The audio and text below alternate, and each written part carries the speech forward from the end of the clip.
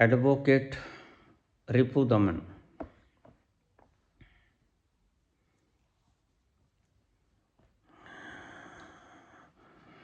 बाबा जी, तुम खुद ही multi dimensional हो।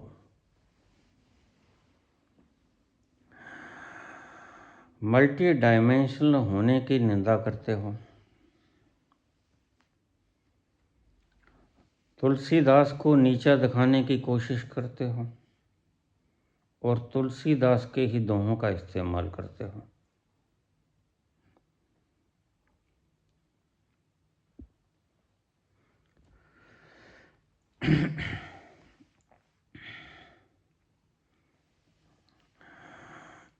एक तरफ कहते हो कि जर्रे जर्रे में परमात्मा है, प्रणाम भी करते हो, सिया राम मैं सब जग जानी, करऊं प्रणाम जोर जुग पानी। और दूसरी तरफ संतों की घोर बेइज्जती भी करते हो। ऐसा कौन सा शब्द होगा जो आपने हमारे परम पूज्य संतों के लिए इस्तेमाल न किया हो।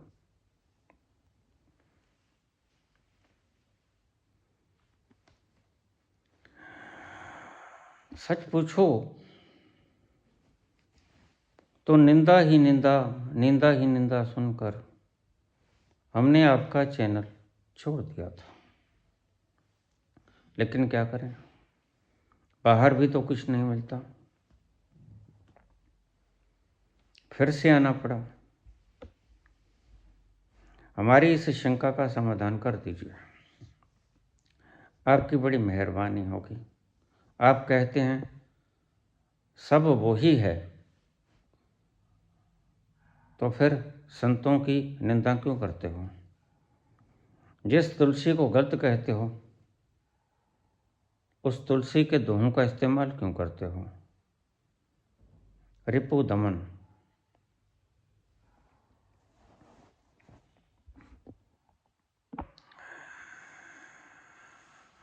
बहुत सुंदर शब्द है, लाजवाब प्रश्न है, पूछना चाहिए था। इसलिए पहली बात तो ये कि मैं आपको ब्लॉक नहीं करूंगा, क्योंकि ऐसे सुंदर प्रश्नों को पूछने वालों को तो ये तो मेरी ज़रूरत है।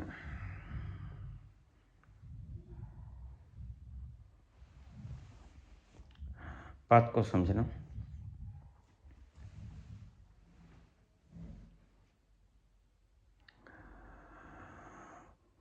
असत्य को असत्य कहना और सत्य को सत्य कहना अपराध नहीं होता।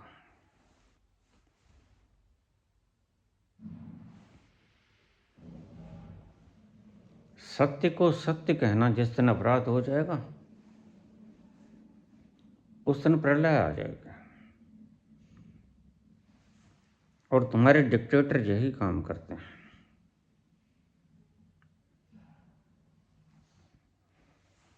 फिर मैं मल्टी डायमेंशन हूं आपके सबूतों के आधार पर, लेकिन झूठा तो नहीं हूं तुम्हारे मीडिया की तरह। छुपाता तो नहीं कोई बात।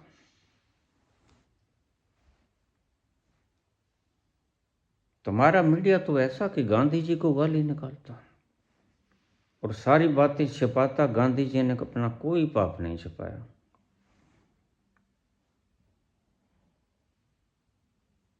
सत्य के प्रयोग में उन्होंने सब कुछ बता दिया। सरे राह वो जवान लड़कियों के साथ कंधों पे सहारा देके चलते हैं। तुम कह सकते हो कि लड़कों के कंधों का भी सहारा ले सकते थे। बिल्कुल, यह सिर्फ तुम्हारी मानसिकता को दर्शाती है और इसमें कुछ भी नहीं। जिसके लिए लड़के और लड़की का भेद मिट गया हो या फिर किसी का सहारा ले। छुपाना पाप है। आपका ये प्रश्न छुपाने योग्य था मीडिया के हिसाब से, मीडिया छुपा लेता है इस प्रश्न को। छिपा दो, यही पाप है। और ये पाप करने वाले मेरी बात को ध्यान से सुनना, ज़्यादा देर तक रहेंगे नहीं।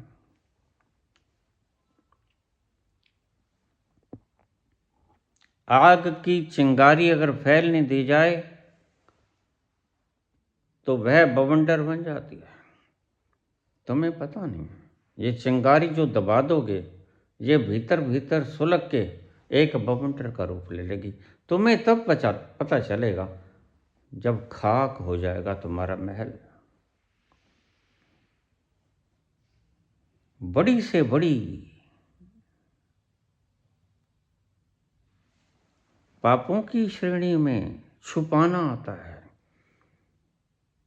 ईसा मूर्ख नहीं थे जिन्होंने कहा मान लेना, प्रकट कर देना, कन्फेशन ऑफ एरर्स, मान लेना जो तुमने पाप किया है, छुपाना मत। छुपाओगे तो ब्लास्ट होगा।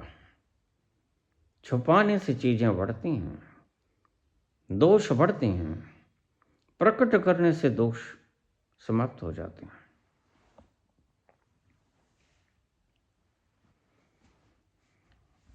अब आइए प्रसंग पे आइए। मल्टी डायमेंशन हूँ, आपके बुद्धि के हिसाब से बिल्कुल ठीक है। मैं ये भी कहता हूँ कि सब कुछ परमात्मा है, फिर ये निंदा परमात्मा क्यों नहीं? निंदा भी परमात्मा है। मैं इन संतों को भी प्रणाम करता हूं जो झूठ बोलते हैं, झूठ भी मैं हूं।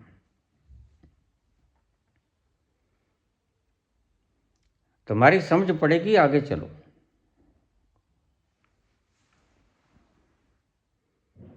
सत्य भी मैं हूं, झूठ भी मैं हूं। जब कण कण मैं हूं तो झूठ कहां जाएगा? गंदा नाला भी मैं हूं,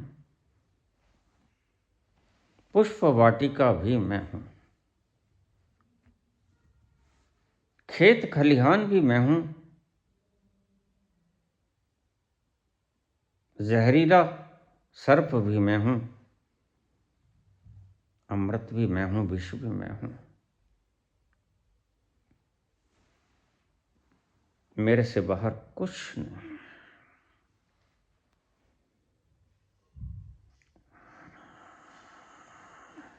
एक इस शब्द का अर्थ ये भी आता है, हुक्म परमात्मा को कहते हैं, हुक्मी को हुक्म भी कह देते हैं। हुक्म है अंदर सबको, बाहर हुक्म न कोई। वो परमात्मा सबके भीतर और सब परमात्मा के भीतर समाया हुआ है। ईशावास्यमिदं सर्वम यत् किंच जगत्याम जगत, सब उसके भीतर है। गंदा नाला भी वही है, फूलों की सेज भी वही है, फूलों से खिले हुए उद्यान भी वही है, उसके सिवा कुछ भी नहीं। दूषित है तो मैं हूं, बहार है तो मैं हूं, फिजा है तो मैं हूं, खिजा है तो मैं हूं। मेरे से बाहर कुछ नहीं।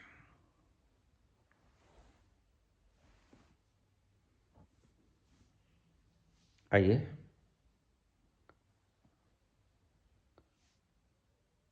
हम भगवान कृष्ण की तरफ चले।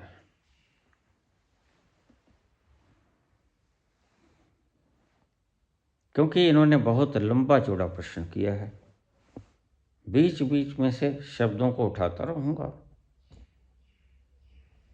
और उसका स्पष्टीकरण देता रहूंगा।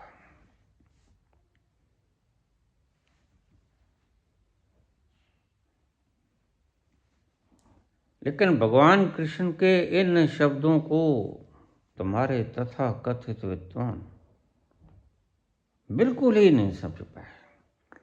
बड़े से बड़ा विद्वान भी इसको नहीं समझ पाया। हार गया वो, उसने अपने ही तरीके के अर्थ कर लिया।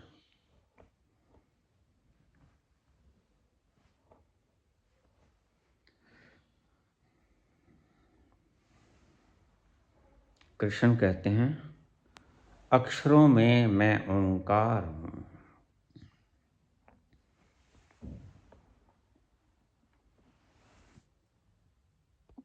महर्षियों में भृगु, शब्दों में एक अप्रणव ओंकार।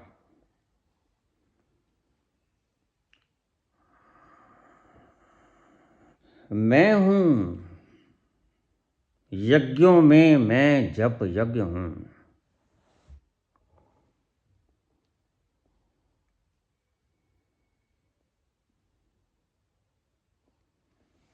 स्थिर रहने वालों में मैं हिमालय हूं। भगवान कृष्ण के इन शब्दों को अक्सर लोग चूक जाते हैं। बड़े कठिन शब्द हैं, क्योंकि सीधा सा प्रश्न बुद्धि उठाती है,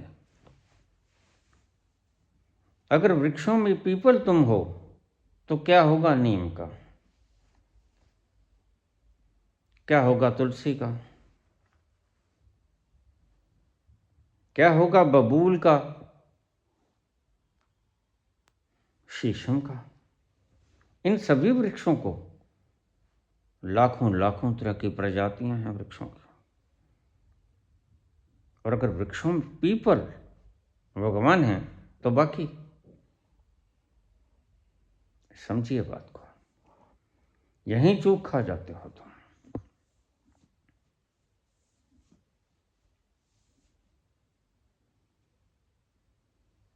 अब इसको ऐसे उदाहरण से लीजिए आप,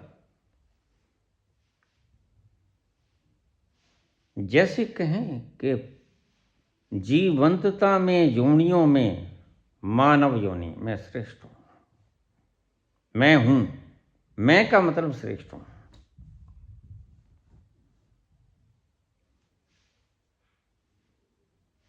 और वैसे तो जीवंतता पत्थर में भी होती है, लेकिन नेग्लिजिबल होती है, नगण्य होती है, तुम्हें पता भी नहीं चलता। लेकिन भूल मत जानो, चेतनता पत्थर में भी होती है, तभी तो प्रकट हो जाती है। धन्ना को प्रकट हुई, पत्थर में प्रकट हुई। वृक्षों में भी है चेतनता, और सभी पदार्थों में सबसे ज्यादा चेतनता पानी में है। ये चेतनता की मात्राएं पदार्थों में सम नहीं है, कम ज्यादा है। सबसे ज्यादा चेतन है पानी, लेकिन तत्व तो 5, पदार्थ तो 5 हैं। अग्नि है, आकाश है, वायु है, जल है, पृथ्वी है। लेकिन पानी में चेतनता सबसे ज्यादा होती है। आज हमारे पास सिंबल्स बच गए हैं, सिंबॉलिक रिप्रेजेंटेशंस, प्रतीकात्मक चिन्ह। आपने देखा होगा, मूवीज देखते हो आप, फिल्मों में जब कोई ऋषि शराप देते थे तो जल को साक्षी कर लेते थे। कारण, क्योंकि जल में सबसे ज्यादा मेमोरी है। जल उस शराब की तरंगों को शोषित कर लेता है, और वह व्यक्ति जो प्रकोप की भावना से बोलता है, जल के भीतर अवशोषित हो जाती हैं। ऋषि फेंकता है उस व्यक्ति के ऊपर, और मेमोरी है जल में, मेमोरी सारी की सारी उसकी न्यूरॉन्स में चली जाती है, फिट हो जाती है। ऐसे करता है शराब काम।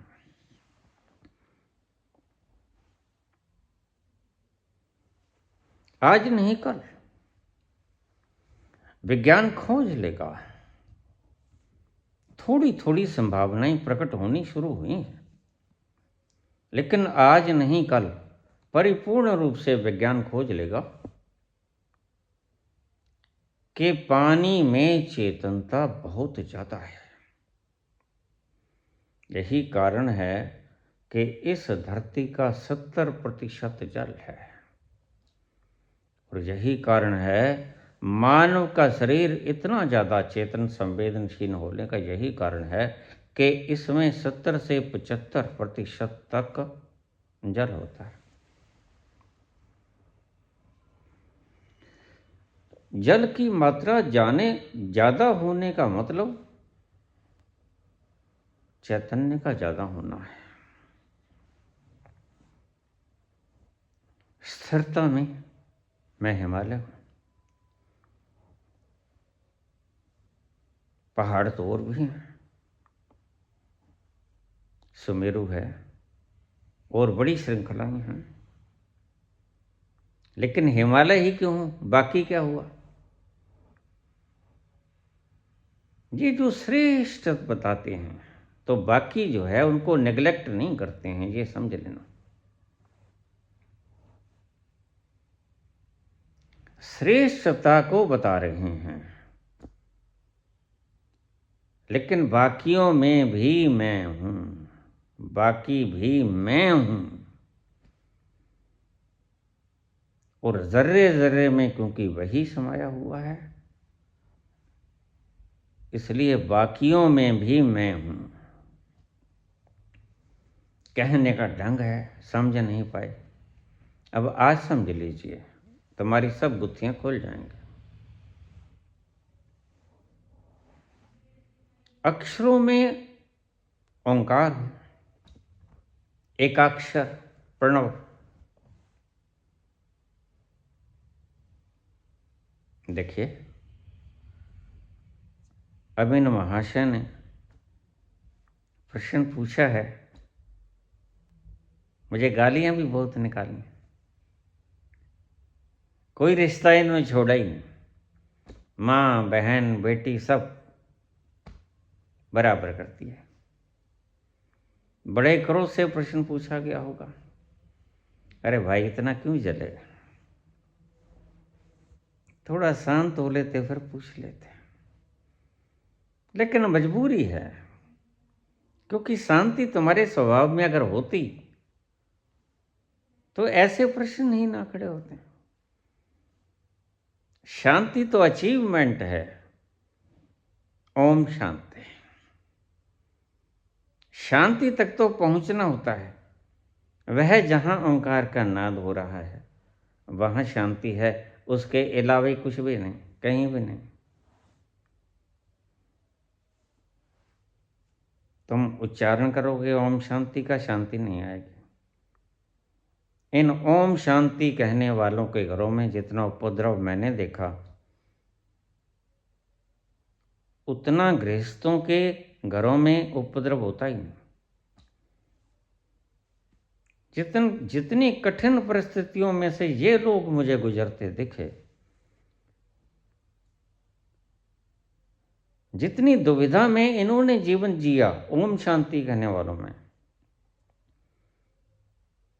उतना कठिन जीवन, कांपता हुआ जीवन मैंने किसी का भी नहीं देखा। शायद इसलिए ओम शांति का प्रचार शुरू किया। पानी तो वही छिड़केगा ना जहां आग लगी हो। तो ओम शांति कहने से वो लगी हुई आग शांत हो जाती है। अगर क्रोधित होता है तो हम उसे क्या कहते हैं, रिलैक्स रिलैक्स रिलैक्स।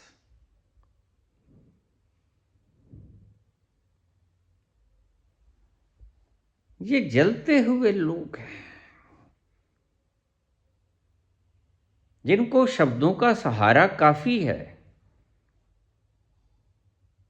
इसलिए ओम शांति का उच्चारण करना इनके लिए जरूरी है और इनको जच भी जाता है, जचना चाहिए भी, क्योंकि ये इनकी दवाई है। हाँ, बिल्कुल मैं कहता हूं, जर्रे जर्रे में मैं हूं और मेरे हुक्म के बिना पत्ता नहीं हिलता और तुम्हारे अहंकार को चोट लगती होगी, क्योंकि तुमने नकली मैं खड़े कर लिए। अस्तित्व के मैं के अतिरिक्त जो भी मैं को खड़ा करेगा वह नकली होगा और वह दुख देगा। नकली चीज हमेशा दुख देती है, उसमें से सुगंध नहीं आती।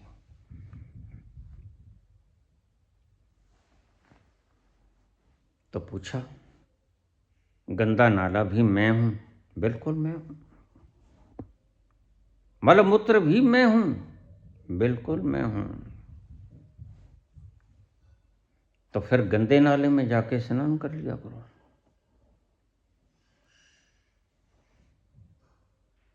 विष भी मैं हूं, अमृत भी मैं हूं, फिर विष पी लिया करो।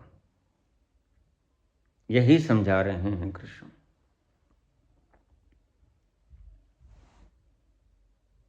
हूं तो, लेकिन स्नान करने योग्य नहीं है गंदा नाला। बस यही बताना चाहते हैं तुमने गालियां निकाली रिपुदमन, स्वीकृत है मुझे। बड़ी भद्दी भद्दी गालियां निकाली। मैं कहता हूं शब्दों में मैं ओंकार हूं और तुम्हारी गालियां भी मैं हूं। लेकिन मैंने क्यों नहीं कहा रिपु दमन की गालियां भी मैं हूं तो हूं, लेकिन श्रेष्ठ क्या हूं? श्रेष्ठ ओंकार।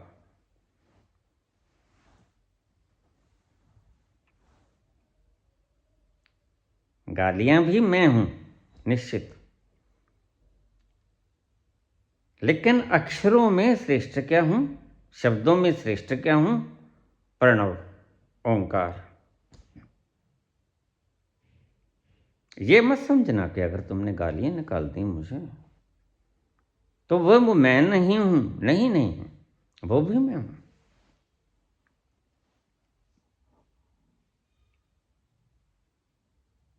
कृष्ण यही बात समझाना चाहते हैं। जड़ भी मैं हूं, चेतन भी मैं हूं और इनके बीच का सब मैं हूं। मुझे प्रश्न आया था कुछ दिन पहले कि भगवान कृष्ण ने सर्वोच्च को और निम्न को अपना स्वरूप बताया, तो मध्य को क्यों निषेध कर दिया? नहीं, निषेध नहीं किया। जब दो छोर पकड़ लिए जाते हैं तो सारा धागा पकड़ लिया गया, ये समझ लो।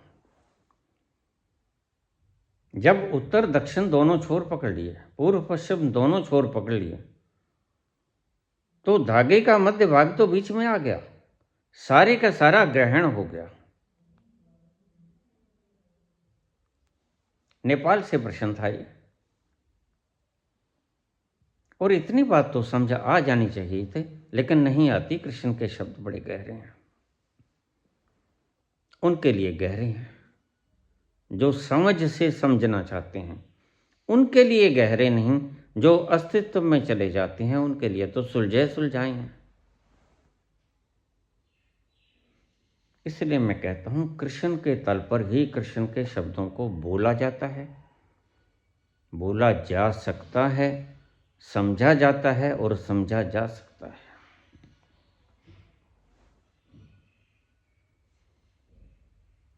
अब ऋषि तो और भी बहुत हुए हैं, अत्रि हैं, पराशर हैं, भारद्वाज हैं। ऋषि कोई कम नहीं है, लेकिन भृगु ही क्यों हूं?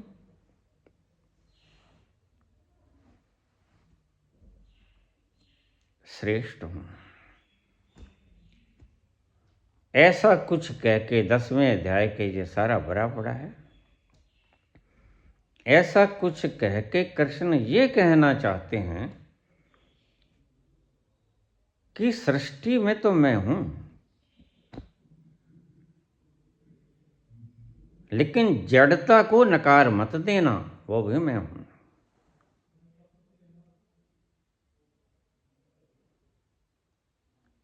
सिर्फ चेतनता को अपना मत लेना, वो भी मैं हूं।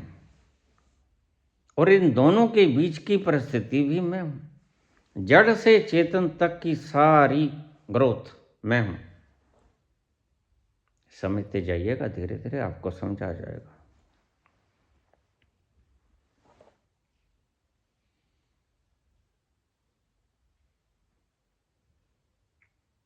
हाँ।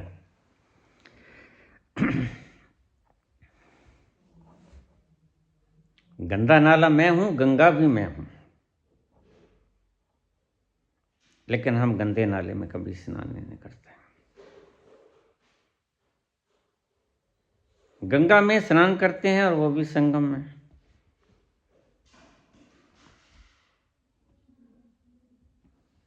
और ऐसे मुहूर्तों पे स्नान करते हैं जो कभी कभार आते हैं। फिर मारे जाना का भी कोई अफसोस नहीं होता, मर जाएंगे कोई बात नहीं।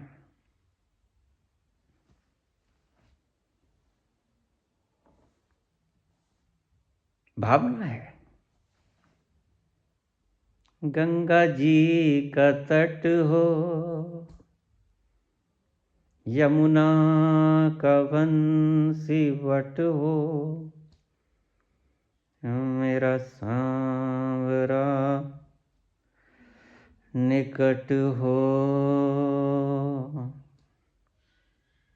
जब प्राण तन से निकले,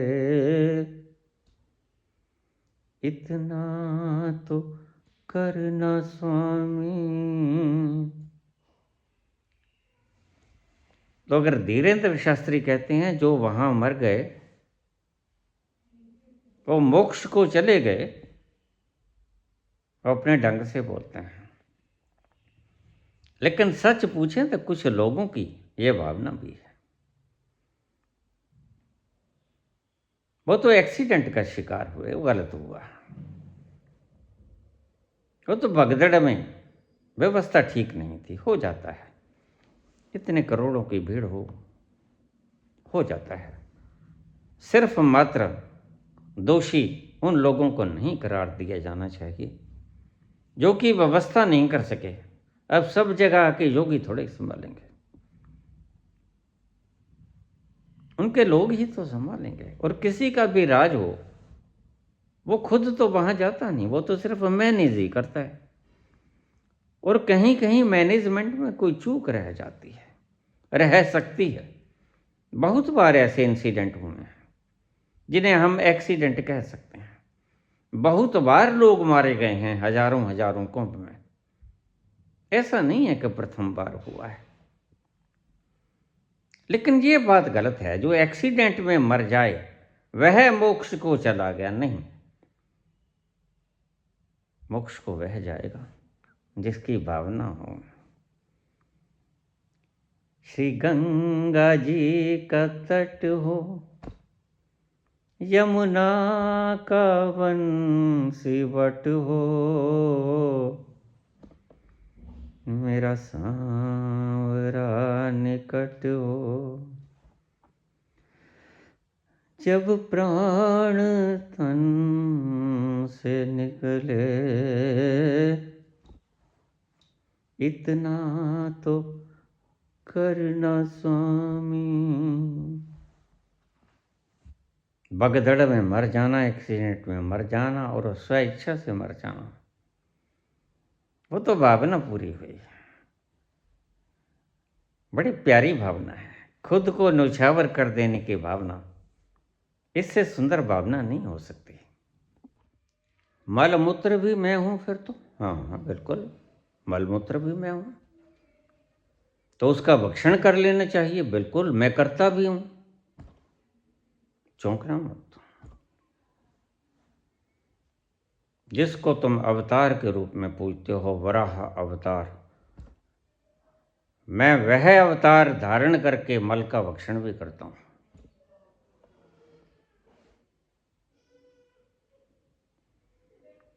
मल मूत्र भी मैं हूं, मोरारजी देसाई बनकर मूत्र का पान भी मैं ही करता हूं,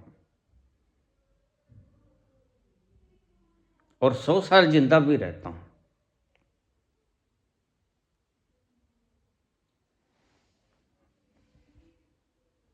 जो कि वेदों में मानव ने प्रार्थना की है, मैं 100 वर्ष तक जीऊं।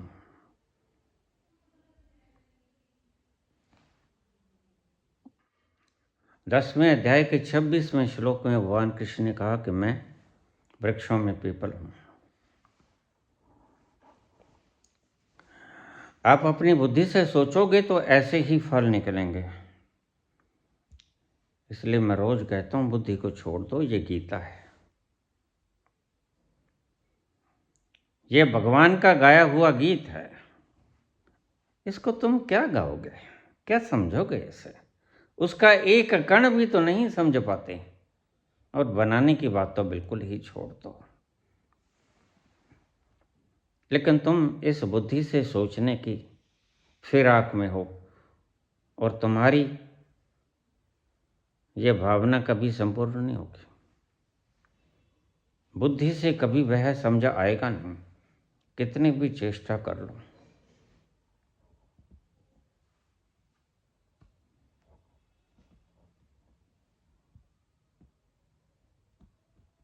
दशम अध्याय के 26वें श्लोक में मैं वृक्षों में पीपल,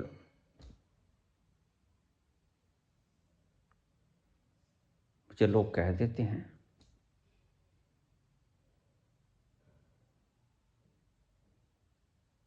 यज्ञों में जप यज्ञ हूं, फिर आप जप का क्यों निरादर करते हो? नहीं करता।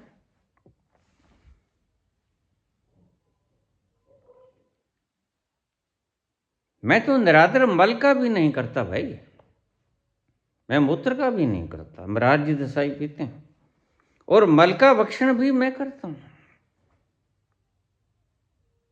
बराह अवतार बनकर मल भक्षण करता हूं, वो मैं ही तो हूं, और कौन?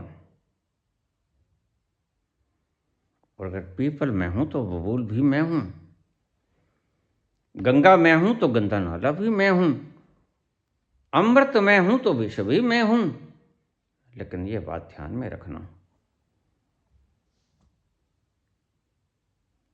फिर अगर गंदे नाले में स्नान करोगे तो दूषित है वो, नहाने का योग्य नहीं है। हूं मैं। विष पियोगे तो जिंदा नहीं रहोगे, लेकिन हूं मैं।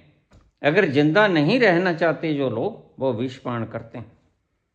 सभी की व्यवस्थाओं का इंतजाम किया हुआ है मैंने।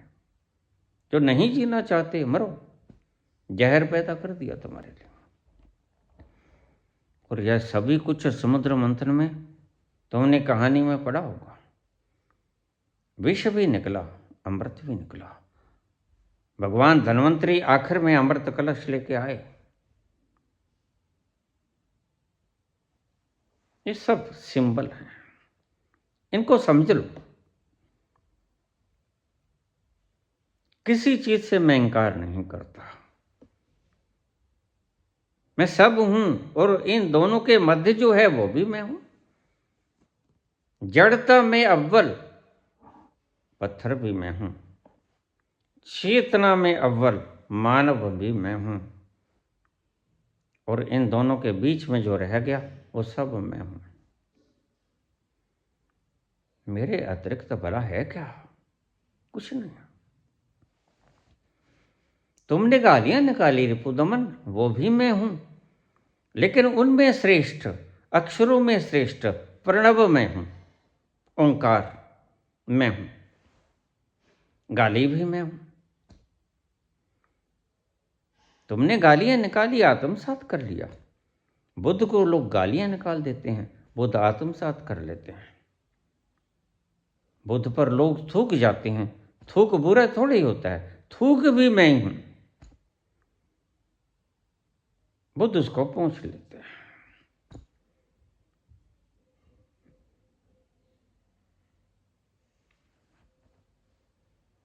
राक्षस भी मैं हूँ, देवता भी मैं हूँ। अब यहाँ समझ लेना बात। जो मुख्य बात कृष्ण बताना चाहते हैं, अब उसकी जड़ में आ जाऊं। ये तो मैंने समझा दिया, आप समझ गए होंगे कि गंदा नाला भी मैं, गंगा भी मैं। लेकिन गंदे नाले में स्नान करोगे तो सब दूषित हो जाएगा। एक वक्त ऐसा था जब शुरू शुरू में संबोधि को प्राप्त हुआ, तो तुम जिसे हमारे शहर में सुअर बड़े फिरा करते थे, पहले बहुत होते थे, अब नहीं पता क्या, मैं बाहर नहीं निकला। तो मैं जब घर से बाहर जाने लगा तो एक सुअर रास्ते में दिख गया। लेकिन सब वह ही वह, प्रेम ही प्रेम नजर आता है। तो नाले बड़े होते थे तब की बात है, अब तो वो नाले ढक दिए गए। उस नाले में से बैठा हुआ सुअर बाहर आया, गंदगी में लिबड़ा तिबड़ा, और मैंने जाकर उसे गले से लगा लिया। कुछ लोग उसे पकड़ने आए थे जो उसके मालिक थे, जिन्होंने वो पाला था। उन्होंने जब मेरी यह हरकत देखी तो बामुश्किल मेरे को वहां से छुड़वाया, घर छोड़ के आए, नहलाया धुलाया।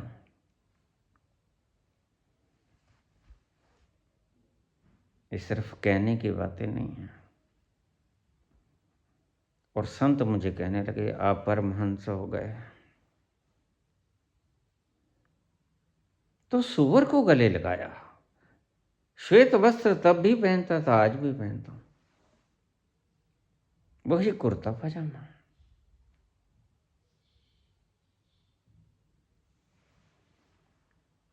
कौन कहता है कि सुअर में मैं नहीं हूं? कौन कहता है कि मल मूत्र में मैं नहीं हूं? सब में मैं हूं। और वराह अवतार का जिक्र करके सनातन ने बड़ा उपकार किया। इसलिए सनातन सर्वश्रेष्ठ है।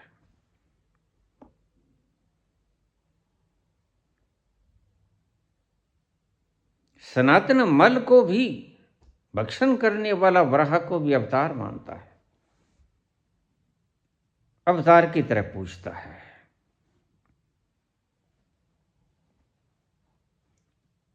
उसने ही अपने दांतों से, वराह ने ही पृथ्वी को उबारा, वहां से अवतार कहलाया।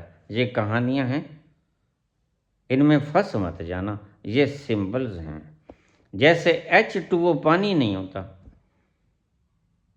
पानी का सिंबल जरूर होता है, ऐसी ये कहानियां हैं, इनके भीतर कुछ तथ्य छुपे हुए हैं। लेकिन H2O ब्लैक बोर्ड पे लिखा हुआ पानी नहीं है, प्यास नहीं बुझाएगा आपके। सारा 10वां अध्याय, 11वें अध्याय में तो अर्जुन कहने लगा आपकी सभी बातें मैं समझ गया। और यहां बड़ी भेद समझाया भगवान ने। भगवान आपको ये समझाना चाहते हैं डायरेक्टली इनडायरेक्टली कि जिसे तुम भेद की तरह देखते हो वो भेद नहीं है, वो मेरा ही स्वरूप है। अब आइए बात पर। जहां भी कहां आपको भेद दिखता है वो मैं हूं, और उसको स्वीकार कर लो। ये एक अनूठे प्रकार का आध्यात्मिक प्रयोग है। लेकिन भेद को आप स्वीकार नहीं कर पाते, इसलिए दुखी हो। और कृष्ण तुम्हें यही समझाते हैं, संत भी तुम्हें यही समझाते हैं कि भेदों को एक्सेप्ट कर लो। अब उनके कहने की तकनीक और है, आप नहीं समझ पाते। कृष्ण की तकनीक और, नानक की तकनीक और, कबीर की और, तकनीकों का फर्क है। बात उसी की कर रहे, महिमा उसी की गा रहे। कृष्ण कहते हैं वेद, वेदों में मैं छिपा हुआ हूं। कैसे? जैसे आप मान पाकर खुश हो जाते हो, अपमान कोई कर जाए तो दुखी हो जाते हो। लेकिन कृष्ण कहते हैं मान अपमान इनके भेद को समाप्त कर दो, क्योंकि ये दो छोर हैं एक ही धागे के। जब एक धागे का छोर पकड़ लिया तो धीरे धीरे खिसकते खिसकते आप दूसरे छोर पे पहुंच जाओगे। सिक्के के दो पहलू हैं।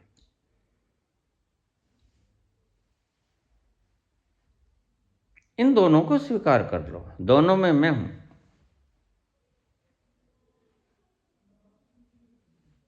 लेकिन आप भेद को स्वीकार नहीं कर पाते। आप सुख को स्वीकार करते हो, दुख को स्वीकार नहीं करते।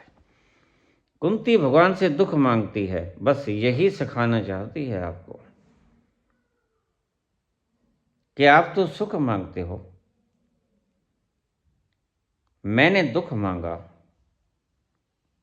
और जो दुख मांगेगा उसने दुख स्वीकार पहले से कर लिया, तभी तो मांगेगा, अन्यथा मांगेगा क्यों? आप तो भागोगे। जीवन मृत्यु, मृत्यु भी मैं हूं, मृत्यु को स्वीकार कर लो। आप जीवन को स्वीकार करते हो, आप किसी तरह जीना चाहते हो, किसी तरह घिसट पिसट के जीना चाहते हो। चिपके हुए लोग हैं, जीवन से इतना चिपट गए हो, मृत्यु से बह खाते हो। भगवान कहते हैं दोनों ही मैं हूं।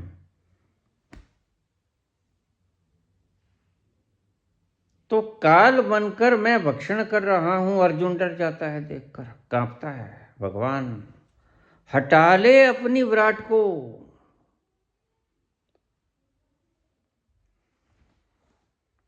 मुझे बड़ा भय लग रहा है, ये तेरा विराट मृत्यु के मुंह में जाते हुए ये सब महारथी, देख अर्जुन काल भी मैं हूं।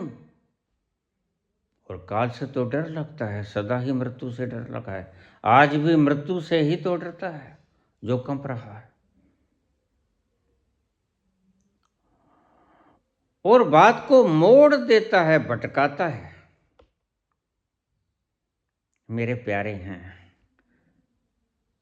मेरे भाई हैं, मेरे गुरु हैं, मेरे पितामह हैं, बुरकी बुरकी दे के पाला।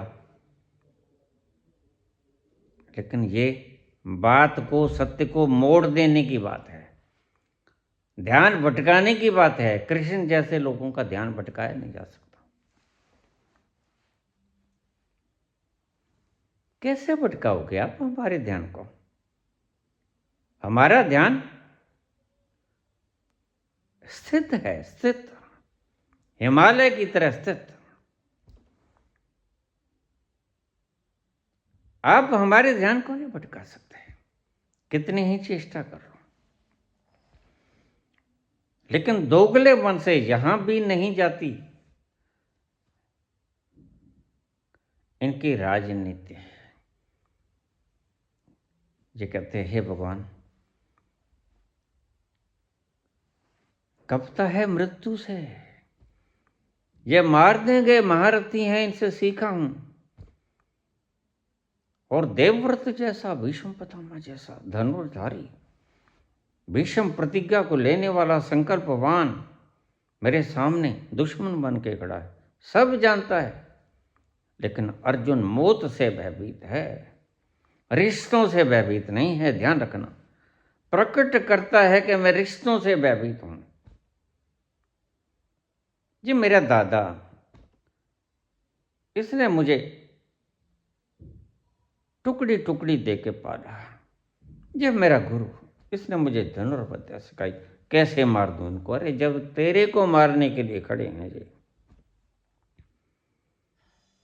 तो तू इनको क्यों नहीं मार सकता? तब तक होते हैं रिश्ते जब तक रिश्ते निभाने वाला सामने रिश्ते निभाना चाहता हो। जब रिश्ते निभाने वाला सामने वाला रिश्ते नहीं निभा रहा, तो फिर काहे रिश्ता रह गया? रिश्ता तो न रहा। आज तेरे को मारने के लिए जो खड़े हैं, और अर्जुन भली भांति जानता है। अर्जुन बात को मोल्ड करना चाहता है, अर्जुन दिशा दे देता है, ध्यान को भटकाने की चेष्टा करता है।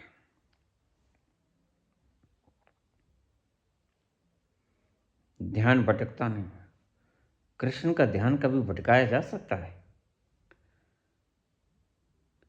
बुरकी बुरकी देखे पहला कहता सब जानता हूं मैं, शस्त्र विद्या सीखा जानता हूं मैं, ये मेरे भाई हैं सब जानता हूं मैं, और प्रभु मैं कंप रहा हूं। बिल्कुल ठीक। लेकिन जब विराट देखता है कंपने फिर भी लगता है। मैं प्राणों को हरने वाला शिव हूं।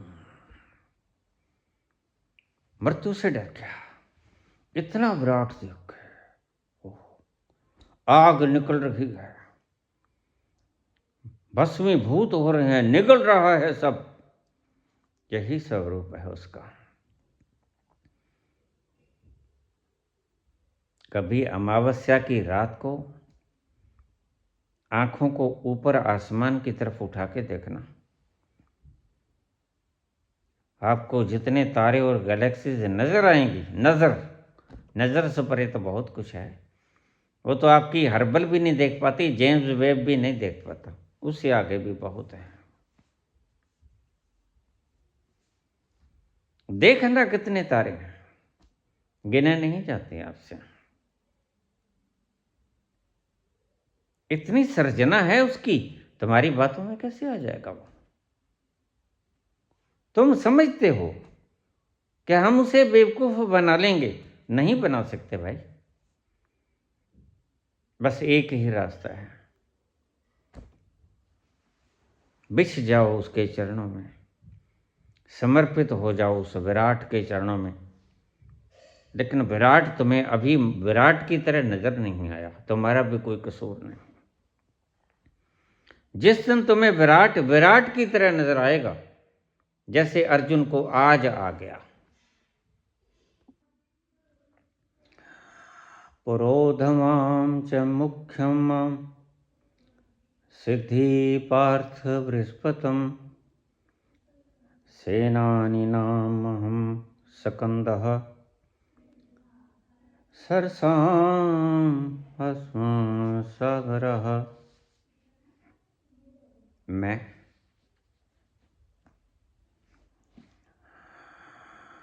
पुरोधों में, पुरोहितों में बृहस्पति हूं। तू श्रेष्ठ रूप को देख, श्रेष्ठ बनने की चेष्टा कर।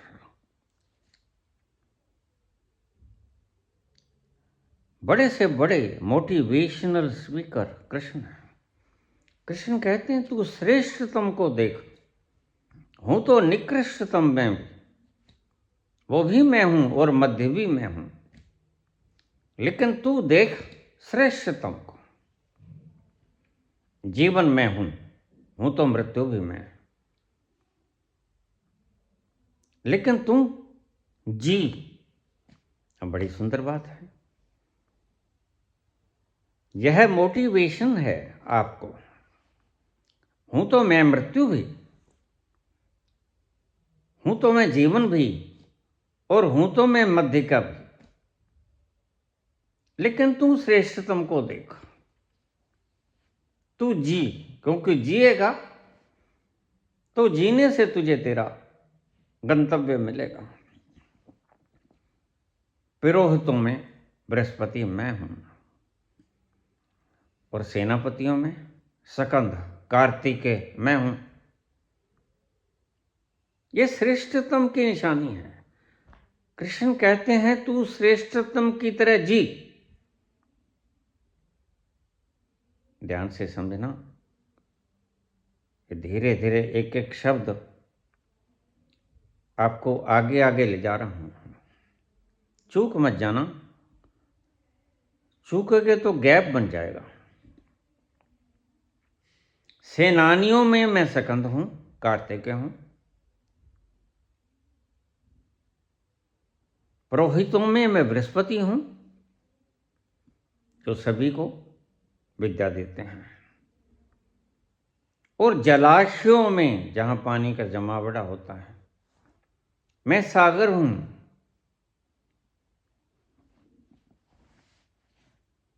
कृष्ण कहते हैं तू जी, श्रेष्ठतम की तरह जी। हूं तो निकृष्टतम भी मैं,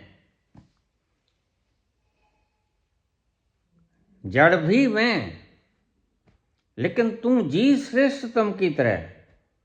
अब यहां समझने वाली बात है। जड़ भी मैं हूं, लेकिन कृष्ण तुम्हें समझाते हैं कि तुम जड़ता से निकल आए हो। कभी पत्थर थे, आज पत्थर नहीं हो। तू पत्थर होने की चेष्टा मत कर, तू मृत्यु को मत अपना, तू जीवन की तरफ झांक, क्योंकि मैं जीवन हूं।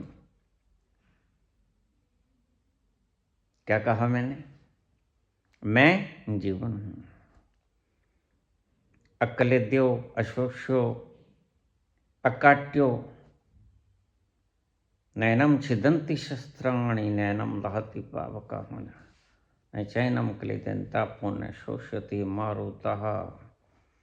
इस तरह जी तू।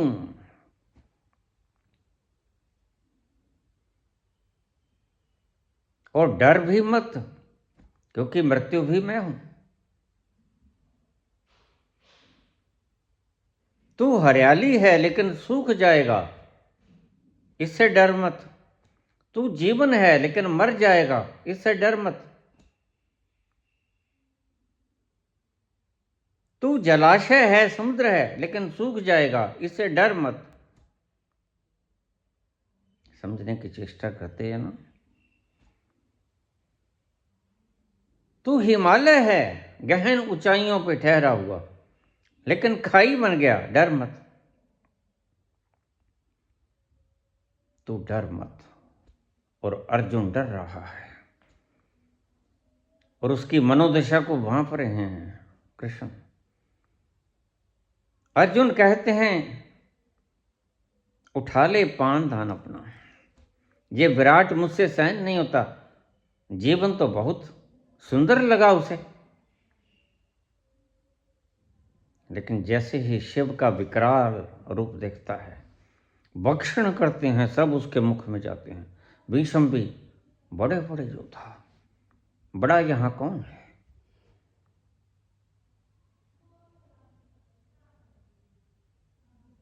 ऊंचे से ऊंचा, ऊंचे से ऊंचा कोई भी नहीं, बस एक ही है। वो ही एक, जिसको बाबा कहते एक ओंकार, और कोई ऊंचा नहीं।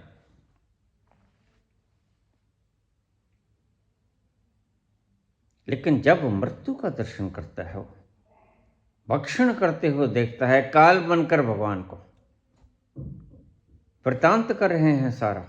ये देख, ये भी मैं हूं, देखो तुम्हारे योद्धा कैसे मैंने भक्ष कर लिया। बहुत डर जाता है, हाथ जोड़ लेता है, थर थर कांप रहा है, बिल्कुल वैसे ही जैसे पहला कांपा था। पहले अज्ञान में कांपा था। अब ध्यान रखना बात को, ये बड़ी विरोधी बातें लगेंगी। पहले अज्ञान से कांपा था, अब ज्ञान का तूफान देकर कांप रहा है।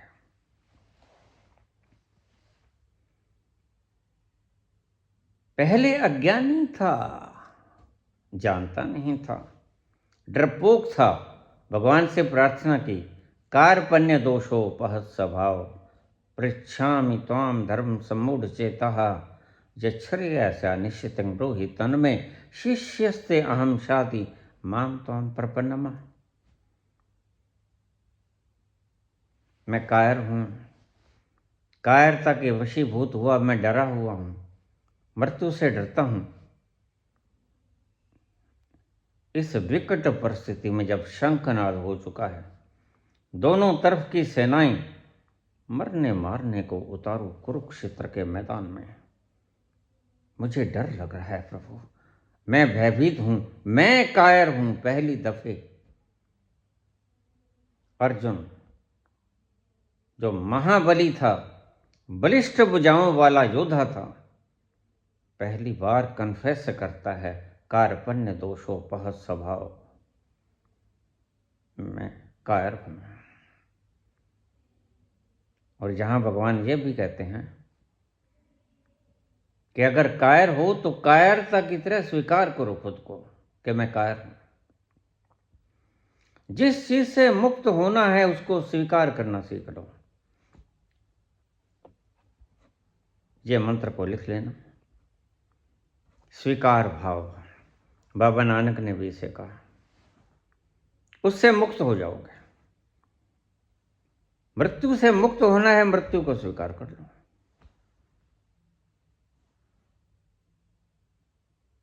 नुकसान से डर लगता है, नुकसान को स्वीकार कर लो। ये मंत्र को आजमा के देखना, ये मूल मंत्र है। इस मंत्र को आजमा के देखना, अपना के देखना।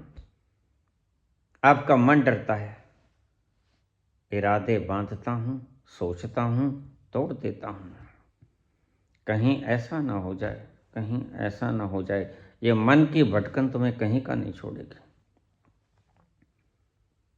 मन डरता है कहीं नुकसान ना पड़ जाए।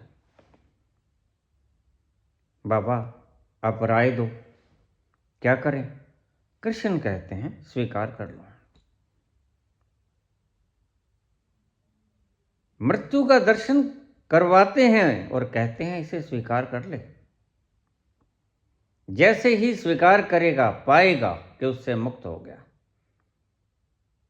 तुम भी सीखो इससे कुछ मंत्र से। यह श्लोक बड़ा कीमती है।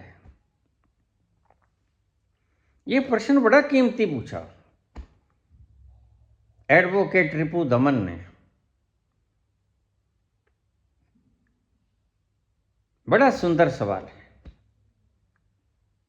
स्वीकार करो, स्वीकार करने से तुम उससे मुक्त हो जाओगे।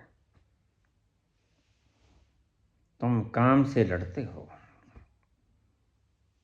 क्रोध से लड़ते हो, लोभ से लड़ते हो, मोह से लड़ते हो, अहंकार से लड़ते हो। इसलिए लड़ाई में तुम्हारी ऊर्जा समाप्त हो जाती है, तुम कभी मुक्त नहीं हो पाते। दुश्मन से लड़ोगे तो कभी मुक्त हो पाओगे? दुश्मन बली है। दुश्मन एक बाली की तरह है, ये विकार एक बाली की तरह है। अगर इनके सामने लड़ने जाओगे तो आधा बल आपका इसमें चला जाएगा। इन शब्दों को आप बड़े प्यार से अंतस में उतार लेना। विकार, षट विकार बाली की तरह हैं। अगर उनसे लड़ोगे, सामने जाओगे तो आधा बल विकारों में चला जाएगा और तुम हार जाओगे। इसलिए भगवान एक सबक सिखाते हैं तुम्हें कि अगर विकारों को मारना है तो पीछे से मारो। छुप के मारते हैं बाली। इसमें बड़ा राज है। लोग कहते हैं पाप किया, नहीं पाप किया, विकार ऐसे ही मरते हैं। विकार के सामने जाओगे तो विकारों का आधा तुम्हारा बल विकार खींच लेंगे और तुम अशक्त हो जाओगे। कैसे? अब उदाहरण दे दूं तो समझा जाएगा। मैं सीधा सीधा विकार को लूंगा, उल्टा पुल्टा नहीं चला करता। तुम्हें काम का विकार आया,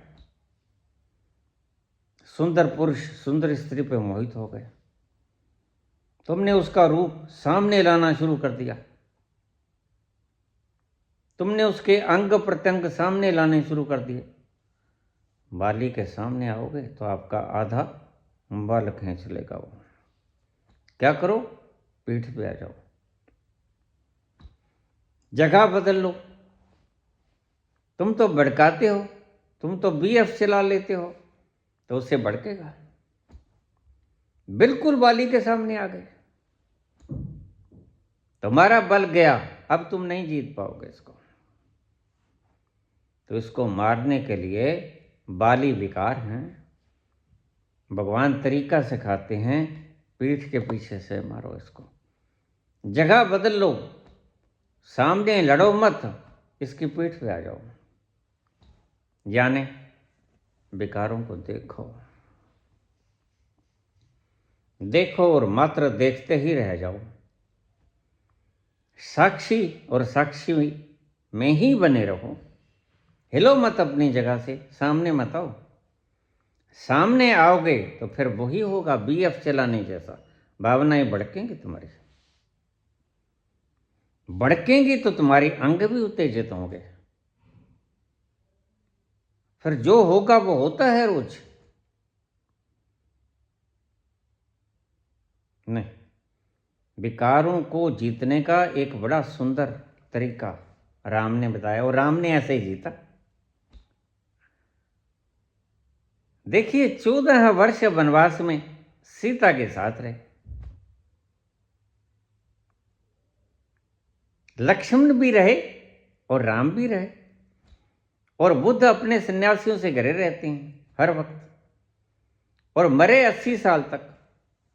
29 वर्ष में महल छोड़ दिया, 35 वर्ष में पहुंच गए, और 35 से लेके 80 इतने वर्ष तक ब्रह्मचारी का पालन किया। कैसे हुआ ये? बाली के सामने नहीं आए हो, बाली के दृष्टा बने रहे। दृष्टा, यही तुम्हें सिखाया उन्होंने। देखो श्वास आती देखो, श्वास जाती देखो। ये सिर्फ श्वास के लिए नहीं था, यह तो सिर्फ एक अभ्यास करना था, यह तो सिर्फ एक तुम्हारे भीतर संस्कार भरना था कि किसी तरह तुम श्वासों के साक्षी करने के अभ्यस्त हो जाओ और संस्कार पैदा हो जाए साक्षित्व का, तो फिर तुम विकारों के भी साक्षी हो सकोगे। और यही तुम्हें तंग करते हैं, मन का भटकाव ही तुम्हें तंग करता है। मन के तुम साक्षी होगे तो मन मौन हो जाएगा, और मौन उतार देता है तुम्हें उस परम मौन में। यह है सीधा सा फार्मूला। लक्षणों से देखो, और आनंद को यकीन नहीं आता। आनंद कहता नहीं भाई मैं तेरे साथ रहूंगा, देखो भिक्षु तो तेरा बन जाऊंगा, शिष्य तेरा बन जाऊंगा, भाई तो बड़ा हूं। तो बड़े भाई तो समझदार होते हैं, तुम्हें पता ही है, चाहे बुद्धू ही क्यों ना हो, अक्सर होते तो बुद्धू ही हैं। लेकिन समझदार बनने के बस ख्याल होते हैं उन्हें कि बड़ा हूं। 2 साल बड़े होने से कोई बुद्धिमान थोड़े हो जाता है। मैंने 90 साल के लोग पागलखानों में बंद देखे हैं। तो आनंद कहता मैं आपसे दीक्षा लूंगा। शक हो गया, बुद्ध कहते हैं कोई आपत्ति नहीं, 24 घंटे आपके साथ रहूंगा। बुद्ध कहते कोई आपत्ति नहीं। मरते दम आनंद को विश्वास तो बहुत पहले हो गया था, 10-20 साल में हो गया। आगे का समय तो बड़े समर्पण में गुजरा आनंद का, और आखिर वक्त में तो परम समर्पित हो गए। बुद्ध के बाद, मरने के बाद पहुंचने वाले पहले व्यक्ति थे वो। महावीर के मरने के बाद पहुंचने वाले व्यक्ति पहले गौतम, और बुद्ध की मृत्यु के बाद पहुंचने वाले पहले व्यक्ति आनंद।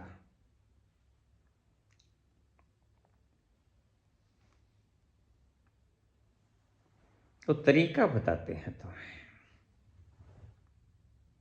श्रेष्ठ की तरह देखो। हूं तो मृत्यु भी मैं, हूं तो जहर भी मैं। इसका अर्थ यह नहीं कि जहर को पी लो, लेकिन अमृत भी तो मैं हूं। एक इशारा कर रहे हैं कृष्ण तुम्हें अदृश्य रूप से कि अमृत भी मैं हूं। इसलिए अमृत में क्यों नहीं उतर जाते? क्यों वासनाओं का जहर रोज पीते हो? क्यों क्रोध, काम, लोभ, मोह, अहंकार, भय इन वासनाओं का रोज जहर पीते हो तुम, रोज मरते हो तुम, बुरी मौत मरते हो तुम। और शरीर तो देखो मरेगा, जन्म भी, बालकपन भी, जवानी भी, प्रौढ़ भी, और वृद्धावस्था भी, उसके बाद मौत भी। ये शरीर की अवस्था है। लेकिन मरो तो ऐसे मरो, सब पाके मरो, निर्भीक होके मरो, परम साहसी हो जाओ तुम, मरने के वक्त साक्षी हो जाओ। यही थी बोर्दो की प्रक्रिया, जो तिब्बती लोग, लामा लोग आज भी करते हैं। जो कमजोर होते हैं फिर बाहर से उन्हें इंस्पिरेशन करते हैं कि तुम नहीं हो, ये जो मर रहा है तुम नहीं हो। और जो पहुंच गए हैं वो तो आराम से मर ही जाते हैं, उनको इंस्पिरेशन की कोई ज़रूरत ही नहीं होती।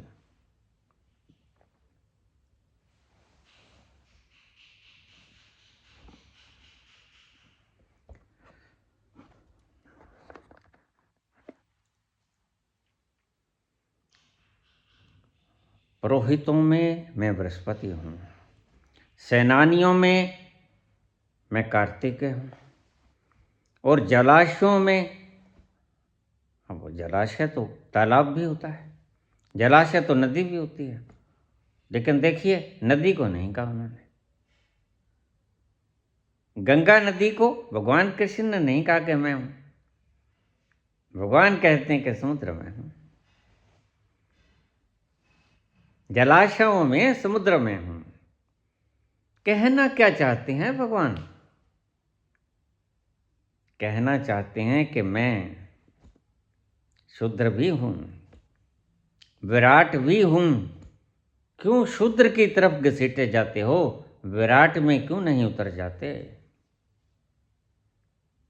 विराट भी तो मैं ही हूं। क्यों मल भक्षण करते हो? सुंदर सुपाच्य भोजन भी तो मैं हूं। सिर्फ जीना ही तो होता है, खाने के लिए थोड़ा जीना होता है, जीने के लिए खाना होता है। मुझे लोग पूछ लेते हैं, बाबा 12 वर्ष, हद हो गई, नमक नहीं खाया, इसका राज? मैंने कहा, मैं जीने के लिए खाता हूं, खाने के लिए नहीं जीता हूं। बस जिससे जीवन चल जाए, हृदय धड़क जाए, लंग्स काम करें, श्वास को खींचने का, फेंकने का, शरीर के भीतरी बाहरी अंग सुचारू रूप से गति करते रहें, बस इतना। और मैंने कहीं नहीं जाना। यहाँ जाना है नित्य कर्म, स्नान वगैरह, और कुछ नहीं। ना मैंने पूजा करनी, ना प्रार्थना करनी। मैं अपनी शक्ति कहीं खराब ही नहीं करता। इन फालतू के आडंबरों में ना पूजा करता हूँ, ना प्रार्थना करता हूँ, ना भक्ति करता हूँ, कुछ नहीं करता मैं। करने की आवश्यकता भी क्या है? यही तो मैं सिखाता हूँ। मौज करता हूँ, अपने अस्तित्व में उतर जाता हूँ और मस्त हो जाता हूँ। तुम भी हो जाओ।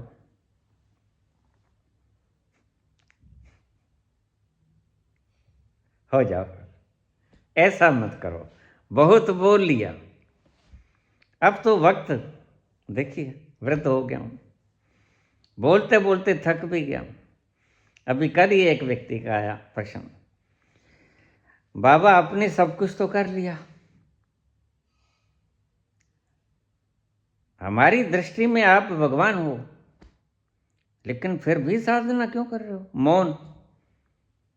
ये यंत्र थक जाता है भाई, बोलता बोलता 5 वर्ष हो गए बोलते को। अब थकावट महसूस करता है। मौन से जैसे रात को सोने से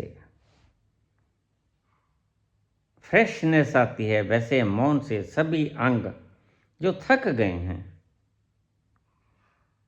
ये फुर्स से थोड़ी सी एनर्जी ग्रहित कर लेंगे। इसलिए मौन हो गया हूं। अब बोलने का तो वैसे कोई अर्थ पहले भी नहीं था।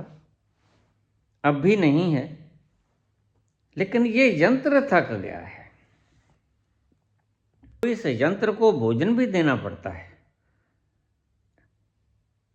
इस यंत्र को भोजन के साथ विश्राम भी देना पड़ता है, नींद, और इस यंत्र को मौन भी देना पड़ता है, इसको बरकरार रखने के लिए। अगर मैं मौन हूँ, बाहर का कोई व्यक्ति तंग नहीं करता, कि बातें नहीं करता, क्योंकि मुझे पता है आप कैसी बातें करते हो, मुझे सब पता है। तुम्हारे प्रश्न 2 कौड़ी के प्रश्न हैं, कोई भी हो,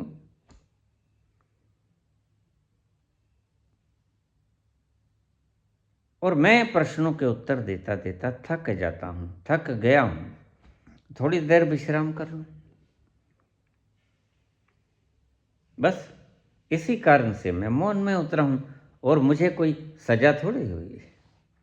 मैं जब चाहे बोल सकता हूँ, बोलता ही हूँ, प्रवचन नहीं करता हूँ।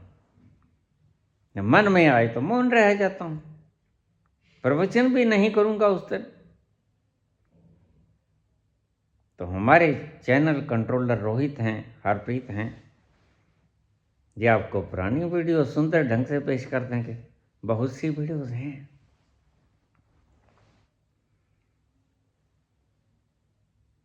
कृष्ण भगवान ये कहते हैं कि हूँ तो मैं निकृष्ट भी, लेकिन तुम सर्वश्रेष्ठ की तरफ जाओ। हूँ तो मैं जहर भी, लेकिन तुम अमृत की तलाश करो। मैं अमृत हूँ। हूँ तो मैं दुख भी, लेकिन तुम सुख की तलाश करो, तुम आनंद की तलाश करो। तुम्हारे ही भीतर बैठा हुआ मैं सर्वव्यापी। भीतर चलो, अंतर यात्रा करो, वहां तक पहुंचो, मगन हो जाओगे।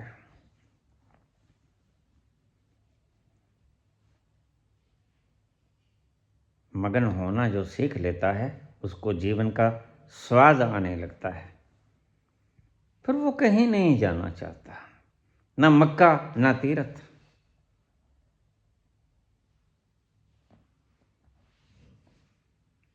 फिर उसके भीतर ही मक्का है, उसके भीतर ही तीर्थ है।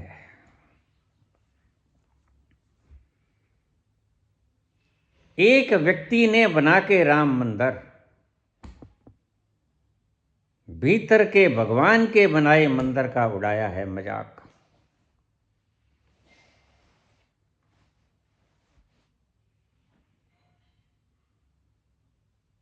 ये मजाक है, उनकी राजनीति है। भगवान का मंदिर जो भगवान ने बनाया, वो तुम्हारे भीतर है।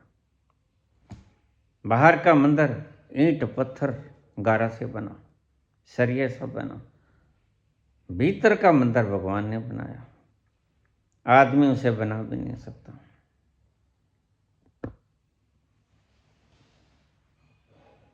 तो अपने भीतर उतरो। यही कृष्ण कहते हैं, निकृष्ट भी मैं, उत्कृष्ट भी मैं। तुम मरना क्यों चाहते हो? उस अमृत के स्वाद को क्यों नहीं पीना चाहते? जब वो हो तुम, फिर भी मरो, यह विडंबना है। तुम भीतर उतर जाओ उस अमृत तत्व तक, और फिर देखो जीने का मन करेगा कि नहीं करेगा। जीवन एक आनंद हो जाएगा, जीवन एक मस्ती हो जाएगा। सुरत कलारी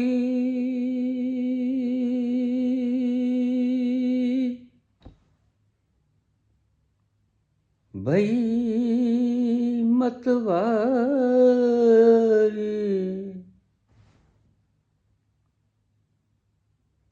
सुरत कलारी भई मतवारी,